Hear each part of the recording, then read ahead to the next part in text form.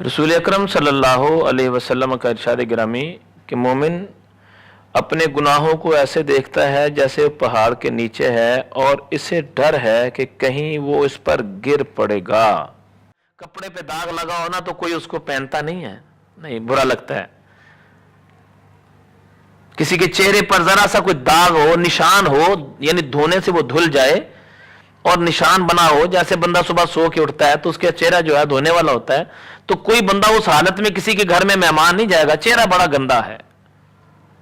कोई शख्स किसी के घर में मेहमान नहीं जाएगा, चेहरा बड़ा गंदा है।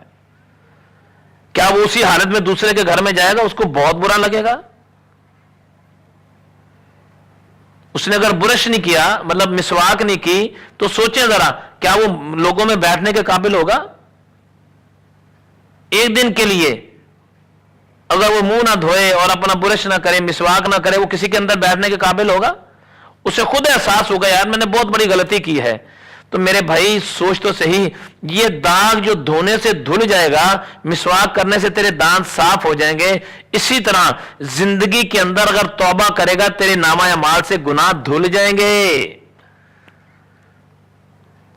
तुझे अपना साफ नामा अमाल यानी गुनाहों से पाक नामा अमाल साथ लेके जाना चाहिए।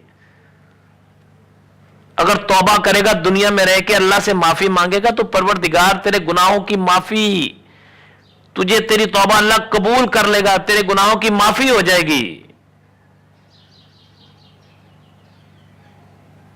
तेरे गुनाहों की माफी हो जाएगी।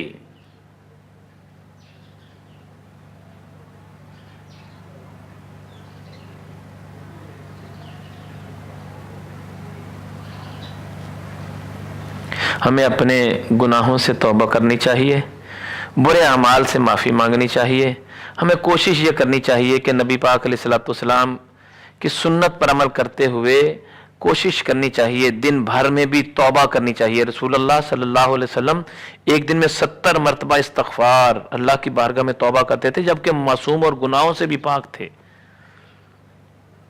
एक जगह पर आता 100 मरतबा तौबा करते थे, जबकि मासूम और गुनाहों से भी पाक। आदम अलैहिस्सलाम किताबों में लिखा है 350 साल रोए।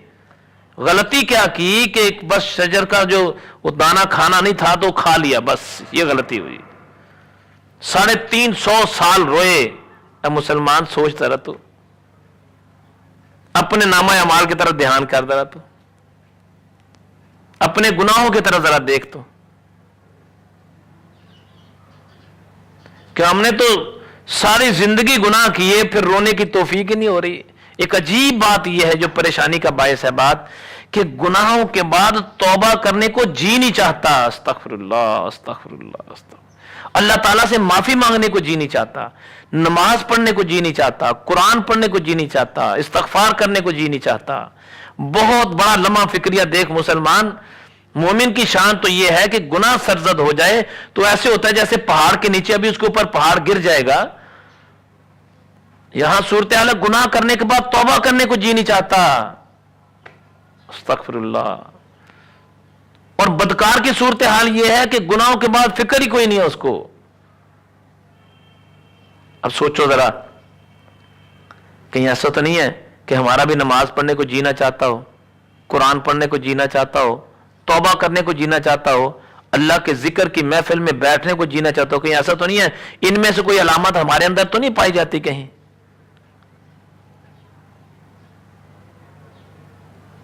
सोचने वाली बात यह है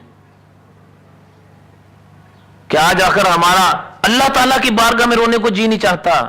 रोना तो बड़ी आगे वाली बात है, नमाज पढ़ने को जी नहीं चाहता, कुरान पढ़ने को जी नहीं चाहता, इस्तगफार करने को जी नहीं चाहता, हत्ता के अपनी जेब में से, अपने माल में से अल्लाह की राह में खर्च करने को जी नहीं चाहता। कितना बड़ा लम्हा फिक्रिया देखें, कितना बड़ा लम्हा फिक्रिया कि हमें अल्लाह की बारगाह में तौबा करने को जी नहीं चाहता। अस्तगफिरुल्लाह अस्तगफिरुल्लाह अस्तगफिरुल्लाह।